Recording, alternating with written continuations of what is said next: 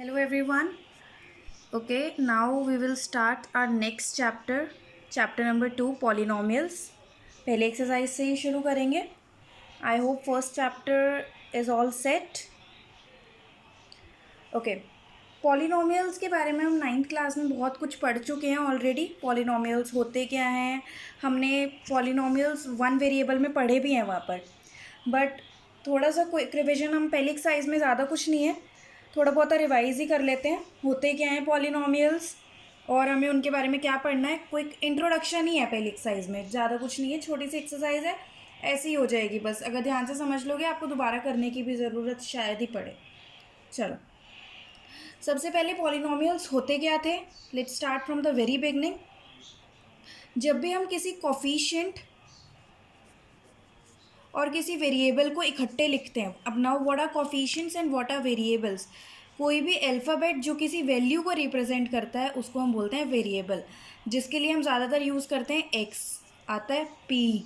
ये कोई भी अल्फ़ाबेट यूज़ कर सकते हैं. कोई भी अल्फ़ाबेट जब किसी मैथमेटिकल वैल्यू को रिप्रेजेंट करे उस अल्फ़ाबेट को हम डिनोट करते हैं वेरिएबल से. कोफिशिएंट क्या होता है, जब भी मैं कोई वेरिएबल के साथ कोई न्यूमेरिक नंबर लिखती हूँ, कोई कांस्टेंट लिखती हूँ, जैसे मैं अगर लिखूँ 5x, तो 5x का कोफिशिएंट होएगा. ठीक है, the numeric value written with the variable is called coefficient. तो जब भी मैं कोफिशिएंट और वेरिएबल को एक साथ लिखती हूँ तो वो मिलके एक पॉलिनोमियल बनाते हैं. इन एडिशन, अगर मैं इसमें कोफिशिएंट और वेरिएबल के तो लिखूँ ही, साथ में कुछ ऐसी ऐसी टर्म्स, जैसे 5x एक कोफिशिएंट वेरिएबल हो गया, ठीक है, और कोई ले लो 3x, राइट. अब ये इसकी स्क्वायर, इसकी भी आगे डिग्रीज भी हो सकती हैं, इसकी पावर भी हो सकती है वेरिएबल की. लेट सपोज 7x², ये भी हो गया. प्लस अगर मैं इनके बीच में कोई मैथमेटिकल ऑपरेशन लगा दूँ, सब्ट्रैक्शन या addition, then also it would be a polynomial. Like 5x+3, this is a polynomial. ठीक है, अब ये 3 में के साथ तो वेरिएबल नहीं लगा है, दिख नहीं रहा है, पर here is a variable that is x raise to the power 0. जैसे यहाँ पे x raise to the power 1 था, राइट. तो क्योंकि किसी भी वेरिएबल की पावर 0 होए तो उसका वैल्यू 1 होती है. Any variable raise to the power 0 is 1. You have already done it in your earlier classes. अगर मैं लिखूँ u की पावर 0, वो भी 1 होता है. 102 इंटू एक्स की पावर 0, तो ये क्या बनेगा, 102 इंटू 1 विच इज़ 102. तो जब भी वेरिएबल की पावर 0 लगती है तो उसकी वैल्यू 1 बन जाती है. तो दिस इज़ ऑल अबाउट कि पॉलिनोमियल्स होते क्या हैं. अब आपने पिछली अपनी नाइन्थ क्लास में वन वेरिएबल में पढ़े हैं पॉलिनोमियल्स, यानी कि एक एक्सप्लेनेशन में, एक टर्म में, ये एक टर्म हो गई, ठीक है, एक टर्म में या फिर एक वेरिएबल, एक ही वेरिएबल का जब हम यूज़ करें. देखो पॉलिनोमियल ये भी है, 5x+7y, this is also polynomial. पर यहाँ पे मैंने दो वेरिएबल्स का इस्तेमाल किया है, x और y. नाइन्थ क्लास में हमने ऐसे पॉलिनोमियल्स पढ़े थे जिनमें सिर्फ एक वेरिएबल का यूज़ हुआ था. For example 3x² plus 9x+4, हमने ये पॉलिनोमियल ले लिया. ठीक है, अब हमने इसकी डिग्रीज भी पढ़ी थी वहाँ पे, ठीक है, और ये होता है पॉलिनोमियल इन वन वेरिएबल. अब व्हाट आर डिग्रीज़ के बारे में, ये नाइन्थ क्लास का रिविजन है, देन हम ये भी करेंगे इस क्लास में. पॉलिनोमियल इन टू वेरिएबल्स भी है हमारे कोर्स में अब की बारी. ठीक है, अभी पहले पुराना रिवाइज कर लेते हैं जो हमने ऑलरेडी किया हुआ है. देखो, अब हमने पढ़ी थी डिग्रीज़ ऑफ पॉलिनोमियल, ये आप ऑलरेडी कर चुके हैं. अगर ये नहीं याद है ना तो please make a note of this thing. तो आप अपने नोट्स में लिखते जाना सारी डिग्रीज़, ये रिविजन है. ठीक है, डिग्रीज क्या होती हैं. अब सबसे पहले डिग्री बोलते किसे हैं, फिर हम क्लासिफिकेशन करेंगे on the basis of degrees of polynomial. Degree क्या होता है, जो भी पॉलिनोमियल की हाईएस्ट पावर है, जो भी वेरिएबल की हाईएस्ट पावर है एक टर्म में, that is called its degree. जैसे यहाँ पे देखो, x की पावर है 2, पहली टर्म है 3x², x है यहाँ पे वेरिएबल, x की पावर है 2. दूसरी टर्म है 9x, वेरिएबल है x की पावर क्या है 1. 4, यहाँ पे x की पावर 0 होएगा, तो यानी कि ये पावर क्या होएगी यहाँ पे 0. तो यानी कि हाईएस्ट पावर यहाँ पे क्या है 2. तो इस पूरे पॉलिनोमियल की डिग्री क्या हो जाएगी 2. ठीक है, इसी तरीके से और कोई हम अगर एग्जांपल लें, मैं कहूँ कि अगर मैं बोलूँ 7, क्या number 7 is it a polynomial? So yes, it is a polynomial because it can be written as 7 into x raise to the power 0। और डिग्री क्या होएगी इसमें पॉलिनोमियल की? 0। ये डिग्री है, वैल्यू नहीं है इसकी, वैल्यू तो 7 आ जाएगी। तो इस पॉलिनोमियल की डिग्री क्या आ गई? 0। अगर मैं और कोई लूँ, लेट से 4x माइनस 1, तो इस पॉलिनोमियल की डिग्री क्या होएगी? यहाँ पे देखो x की पावर 1 है, यहाँ पे x की पावर 0 है, तो हाईएस्ट वैल्यू क्या है यहाँ पे? 1। y raise to power 9 minus 7y³ minus 4y² plus 2। तो इस पॉलिनोमियल में डिग्री क्या होएगी? हाईएस्ट पावर देखनी है हमें, तो हाईएस्ट पावर है 9, तो वैल्यू डिग्री क्या हो जाएगी? 9। अगर यहाँ पे 12 होता तो ये नहीं कि पहले वाली पावर लेनी है, हाईएस्ट वाली, तो डिग्री क्या हो जाती? 12। तो this is all about degree. अब डिग्री के बेसिस पे हमने पॉलिनोमियल्स को 4 पार्ट्स में क्लासीफाई किया है। Polynomials are classified into 4 parts on the basis of degree. अब वो 4 कौन कौन से हैं? पहला कि जिसमें डिग्री 1 होगी। ऐसे तो पॉलिनोमियल्स आर बहुत सारे तरीके के हैं, पर लेकिन हमने इन 4 पॉलिनोमियल्स को एक स्पेसिफिक नाम दे दिया। जब डिग्री 1 होएगी, जब डिग्री 2 होएगी, जब डिग्री 3 होएगी और जब डिग्री 4 होएगी। ये एक टेबल जैसा बना लेना अपने पास, ठीक है। जो ऐसे पॉलिनोमियल्स जिनकी डिग्री 1 होए उनको हम बोलते हैं लीनियर पॉलिनोमियल। ऐसे पॉलिनोमियल जिनकी डिग्री 2 होए उनको हम बोलते हैं क्वाड्रेटिक पॉलिनोमियल्स। जब डिग्री 3 होएगी तो cubic, and when degree is 4 those are called biquadratic polynomials. ठीक है, एक एक एग्जाम्पल देखते हैं, उससे ज़्यादा क्लियर होएगा अगर आपको कुछ भी अनक्लियर रह गया। डिग्री 1 ऐसे पॉलिनोमियल का एग्जाम्पल 7x, ये पॉलिनोमियल है, डिग्री 1 है। 4x माइनस 1, ठीक है। 3x plus 2, this is also polynomial. ये 1 वेरिएबल की बात हो रही है, जो 1 वेरिएबल वाले पॉलिनोमियल है और उनकी क्लासिफिकेशन डिग्री के बेसिस पे। डिग्री 2 वाले अगर मैं एग्जांपल्स उठाऊं, लेट से 12y² माइनस 61, ठीक है। p² is also polynomial of degree 2। 7q² अकेला भी लिखा हो तो भी है ये 7q² minus 1। these all are the examples of polynomial of degree 2, that is these are the example of quadratic polynomials। Cubic के अगर हम आए तो क्यूबिक का कोई भी एग्जांपल ले सकते हैं आप। लेट से x³ minus 4x² plus 3x minus 7, right. अब अगर सिंपल इतना भी अगर लिखा है ना कि 7p³ minus 4, this is also polynomial of degree 3। अगर मैं डिग्री 2 पे आऊँ, हमने इतना लिखा था, ये इतना भी हो सकता है जैसे कि 7x² प्लस 3x प्लस 4, ठीक है। मेन बात है कि हाईएस्ट पावर होनी चाहिए उसमें, बीच वाली पावर्स हो या ना हो मैटर नहीं करता, क्योंकि इसमें हम लिख सकते हैं इसको कि 7p² p³ माइनस इसमें कुछ ना कुछ एग्जिस्ट कर रहा होएगा ना, वो जीरो से हमने जीरो, उसका कांस्टेंट जो होएगा, उसका जो कोफिशिएंट होगा वो जीरो होएगा। इसको आप लिख सकते हो 0p² प्लस 0p माइनस 4, ऐसे आप लिख सकते हो, right. It can be written. तो मेन बात जो है डिग्री 3 में जो मेन वाली पावर होएगी, यानी कि हाईएस्ट पावर 3 होनी चाहिए, यानी कि जो हाईएस्ट पावर वाला वो होएगा हमारा कोफिशिएंट, वो ज़ीरो नहीं होना चाहिए, बाकी के कोफिशिएंट ज़ीरो हो सकते हैं। यहाँ पे डिग्री 1 यानी कि जो x का कोफिशिएंट ज़ीरो नहीं होना चाहिए। यहाँ पे डिग्री 2 यानी कि x² का कोफिशिएंट, x हम एक मेजर वेरिएबल के तौर पे सबसे ज़्यादा हम x ही यूज़ करते हैं, तो ज़रूरी नहीं है कि x ही होए, और कोई भी वेरिएबल आ सकता है, ठीक है। बट मेजरली हम x ही यूज़ करते हैं, तो यहाँ पे x² की जो कोफिशिएंट होगा वो ज़ीरो नहीं होना चाहिए। डिग्री 3 में इसी प्रकार से x³ का कोफिशिएंट ज़ीरो नहीं होना चाहिए, बाकी और किसी भी का भी कोफिशिएंट ज़ीरो हो सकता है।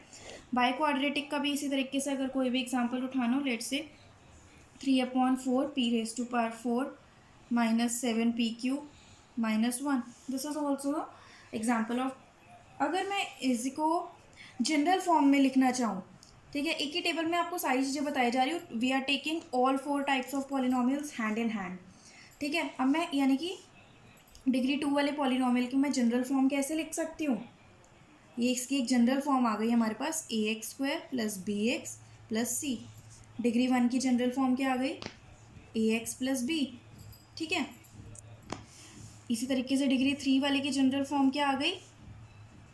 ए x cube plus b x square plus c x plus d. 4 वाले की a x raise to power 4 plus b x cube plus c x square plus d x plus e. Right, अब इन सब में main बात मैंने आपको बताई कि जो हाईएस्ट पावर वाला जो टर्म होएगी, यानी कि एक्स स्क्वायर वाली जो टर्म होगी, उसका कॉफिशिएंट ज़ीरो नहीं होना चाहिए। तो हमें ये हर एक ही केस में मैंने जो हाईएस्ट पावर ली है, यानी कि एक्स है यहाँ पे डिग्री 1, ए एक्स स्क्वायर है उसका भी कॉफिशिएंट ए एक्स क्यूब, हर एक केस में ए ज़ीरो नहीं होना चाहिए। इस बात का मेजर ध्यान रखें, क्योंकि अगर ए ज़ीरो हो गया तो क्या होएगा?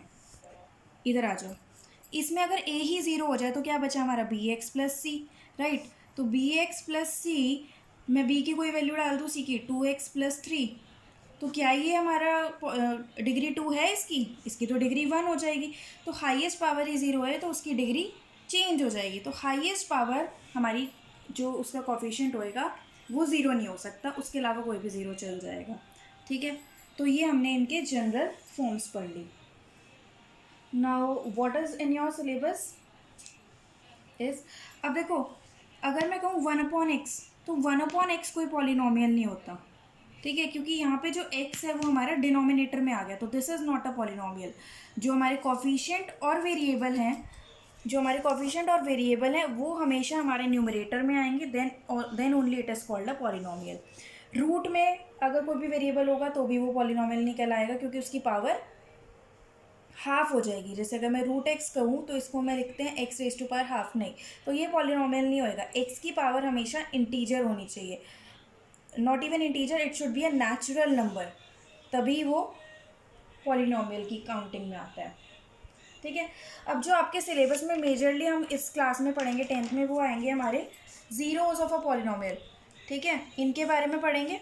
ये भी आप पहले पढ़ चुके हैं 9th क्लास में, ये भी एक रिविजन के तौर पे ही चल रहा है। ज़ीरोज़ क्या होते हैं? ज़ीरोज़ यानी कि फैक्टर्स। अब देखो, ये समझने के लिए ना हम कोई भी एक एग्जांपल लेते हैं। मैं कहती हूँ कि पी एक्स एक पॉलिनोमियल है, मैंने ले लिया x square minus 5x plus 1, ये एक क्वाड्रेटिक पॉलिनोमियल हो गया, इन डिग्री 1 में है और इसकी हाईएस्ट पावर 2 है, तो ये क्वाड्रेटिक पॉलिनोमियल हो गया। पॉलिनोमियल को मैं डिनोट करती हूँ पी एक्स से। ठीक है, अगर मेरे को इसके ज़ीरोज़ निकालने हो तो कैसे निकालेंगे? ज़ीरोज़ निकालने से पहले हम देखेंगे कि पॉलिनोमियल की किसी भी वैल्यू कैसे निकलती है। जैसे मैं कहूँ कि इस पॉलिनोमियल की वैल्यू निकालो at x is equals to 1, इसकी मैं वैल्यू निकाल सकती हूँ x इक्वल्स टू 1 पे। क्या करना है मुझे? इस फिर डिनोट कैसे होएगा? वो x की जगह 1 आ जाएगा, यानी कि वो p1 बन जाएगा हमारा पॉलिनोमियल। ये हो जाएगा 1 square minus 5 into 1 plus 6, that is 1 minus 5 plus 6। ये कितना हो गया? 7 माइनस 5 विच इज़ 2। तो यानी कि इस पॉलिनोमियल की वैल्यू x इक्वल्स टू 1 पे कितनी आई? 2। ठीक है, इसी तरीके से मैं किसी भी नंबर पे या किसी भी रियल नंबर पे इसकी वैल्यू निकाल सकती हूँ। जब इस ऐसे रियल नंबर्स जिनके लिए इस पॉलिनोमियल की वैल्यू ज़ीरो आ जाए, उन वाली वैल्यूज़ को x की हम बोलते हैं ज़ीरोज़ ऑफ अ पॉलिनोमियल या फैक्टर्स ऑफ अ पॉलिनोमियल। तो ज़ीरो ऑफ अ पॉलिनोमियल क्या है कि मैं अगर कहूँ कि कोई x के लिए x के लिए कोई ऐसी वैल्यू एग्जिस्ट करती है, से k, जिसके लिए जो px है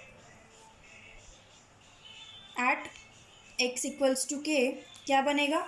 pk ज़ीरो आ जाए, तो उन वाले k को मैं बोलती हूँ ज़ीरोज़ ऑफ अ पॉलिनोमियल। तो k इस पॉलिनोमियल का ज़ीरो कहलाएगा ऑफ px, k px का ज़ीरो कहलाएगा। ठीक है, अब यानी कि जब पी के ज़ीरो आए तब ये होएगा। अब इसी वाले केस में देखो, अगर मैं x की वैल्यू 2 डालती हूँ तो p2 कितना हो जाएगा? 2 का स्क्वायर माइनस 5 इंटू 2 प्लस 6, यानी कि 4 minus 10 plus 6, 10 minus 10 which is 0। यानी कि जब मैंने px में x इज इक्वल्स टू 2 डाला तो उसकी वैल्यू यानी कि P2 की वैल्यू 0 आ गई, यानी कि 2 जो है वो 0 हो जाएगा। 2 is a zero of polynomial Px। आए ज़ीरोज़ निकालने, ठीक है। अब इन ज़ीरोज़ को निकाल, ये तो हमने ना, ये तो हम डाल डाल के देख रहे हैं, बाय चांस आ गया या शायद नहीं भी आता, या मैं कुछ और वैल्यू डालती तो आता या नहीं आता पता नहीं। अब हम डायरेक्टली इनको कैसे निकाल सकते हैं वो हम इस चैप्टर में पढ़ेंगे। देखो हर एक का ना हम बेसिक एक फॉर्मूला, जनरल फॉर्मूला निकाल लेंगे which you need to remember, जो हम डायरेक्ट अप्लाई करके निकाल सकते हैं। अब देखो हम लीनियर पॉलिनोमियल्स के लिए सबसे पहले पढ़ते हैं। जैसे Px की हमने जनरल फॉर्म क्या पढ़ी लीनियर पॉलिनोमियल की, Ax प्लस बी, ठीक है। अब मेरे को x की इक्वल्स टू के कुछ ऐसी वैल्यूज़ ढूंढनी है जहाँ पे जो पी के मेरा बने वो ज़ीरो आ जाए। तो इस केस में पी के कितना बनेगा, ए के प्लस बी। के ज़ीरो कब होएगा, जब ये ए के प्लस बी जो है हमारा वो ज़ीरो के इक्वल हो। ये आपके सिलेबस में नहीं है ये प्रूफ वगैरह कुछ भी, it's just for your understanding कि अगर आपको समझ आए कोई चीज़, ठीक है। तो ये ए के इक्वल्स टू माइनस बी, मैं आपको दिखा रही हूँ कि डिराइव कैसे हुए हैं, ठीक है। अगर समझ आता है तो बहुत अच्छी बात है, नहीं आता है तो फिर तो आपके पास लास्ट ऑप्शन है रटो डायरेक्ट फॉर्मूलेज जो आप करते हो। समझ के करोगे तो आपको रटना नहीं पड़ेगा, खुद से आएगा। तो यहाँ पे हमारी के की वैल्यू आ गई माइनस बी अपॉन ए, ठीक है। यानी कि बी क्या था यहाँ पे, बी जो है हमारी कांस्टेंट टर्म है, इसको मैं बोल सकती हूँ minus of constant term, formula बन गया, ये लिख लेना प्लीज़। अपॉन ए क्या है, एक्स का कोफिशिएंट ऑफ एक्स। तो जब भी मैं ऐसे करूँगी मेरे पास के की डायरेक्ट वैल्यू आ जाएगी, जो कि उसके ज़ीरोज़ आएंगे, डायरेक्ट मिल जाएंगे। कोई भी एग्जांपल उठाओ, मैं कहती हूँ 9x प्लस 3, मैं कहूँ इसके ज़ीरोज़ निकालो, तो मैं क्या करूँगी, या फिर ऐसे कर लो 3x प्लस 9, मैं कहूँगी इसके ज़ीरोज़ निकालो। ऐसी वैल्यू बताओ जो x पे डालने पे ज़ीरो आए, ये टर्म मेरे को ज़ीरो दे, तो मैं निकालूंगी। वो कैसे निकलता है, देखिए माइनस कॉन्स्टेंट टर्म यानी कि minus of 9 upon coefficient of x which is 3। तो ये कितना आ गया, 3 3 ज़ा 9, दिस इज़ -3। डाल के देखें, 3 इंटू -3 प्लस 9, देखो -9 प्लस 9 कैंसिल हो गया, ज़ीरो। तो -3 is a zero of this polynomial Px। क्यों है, क्योंकि -3 x की जगह डालने पे मेरे को ज़ीरो दे रहा है। तो इसी तरीके से हम बाकी सारे पॉलिनोमियल्स के भी इस चैप्टर में फॉर्मूलेज डिराइव करना सीखेंगे। पर इस एक्सरसाइज में अभी के लिए सिर्फ हमारे को एक ज्योमेट्रिक मीनिंग है, ज्योमेट्रिकली देखेंगे हम पॉलिनोमियल्स को। देखो अब ज्योमेट्रिक मीनिंग में हम क्या करेंगे, कोई भी पॉलिनोमियल की हम ज़ीरोज़ कैसे निकाल सकते हैं ज्योमेट्रिकली, ठीक है। अब अगर मेरे को कोई भी पॉलिनोमियल दिया हुआ है ज्योमेट्रिकली, हम उसको रिप्रेजेंट तो हमें करना आता ही है ना, अब ऑलरेडी कैसे रिप्रेजेंट करते हैं ग्राफिकली, है ना, ठीक है। तो मैं तभी निकाल पा रही थी जब x की अगर मेरा Px कोई पॉलिनोमियल है, मैं इसको रिप्रेजेंट करती हूँ y is equals to Px, ठीक है। तो y इक्वल्स टू Px, मेरे को y की वैल्यू ज़ीरो लानी है, मुझे x की वो वाली वैल्यूज़ ढूंढनी है जिनके लिए y हमारा जो है ज़ीरो है, ठीक है। मैंने Px को हम एक पॉलिनोमियल मान रहे थे, उसको मैंने इक्वल्स टू y, क्योंकि जब भी मैं ग्राफिकली लिखती हूँ मेरा फंक्शन बन जाता है ना y is equals to fx, तो y इज़ इक्वल्स टू मैंने यहाँ पे Px ले लिया, पॉलिनोमियल ऑफ x, ठीक है। अब मेरे ज़ीरोज़ वो होंगे Px के जब यहाँ पे x की मैं कुछ ऐसी वैल्यूज़ डालूँ जिनके लिए Px ज़ीरो हो जाए, Px ज़ीरो हो जाए यानी कि y ज़ीरो हो जाएगा, यानी कि x की वो वाली वैल्यूज़ जिनके लिए y जो है ज़ीरो है। अब y ज़ीरो कहाँ होता है ग्राफ में, y इसको हम ऐसे लिखते हैं ना, 0 1 2 3, this is x side, 1 2 y -1 एक रफ सा बना रही हूँ, x dash -1 -2, this is y dash, ठीक है।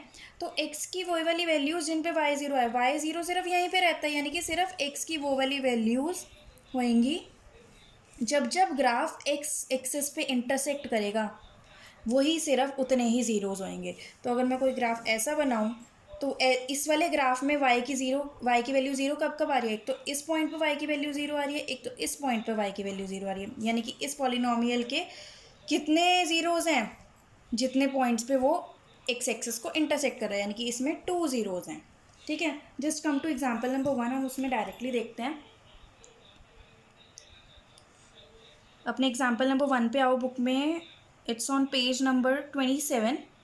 ठीक है, अब ज़ीरोज़ निकालने हैं। फर्स्ट वाली फिगर में देखो ज़रा, वो पूछते हैं कि बताओ इस पॉलिनोमियल में कितने ज़ीरोज़ हैं। ये देख लेना y equals to p x है कि x equals to p Y.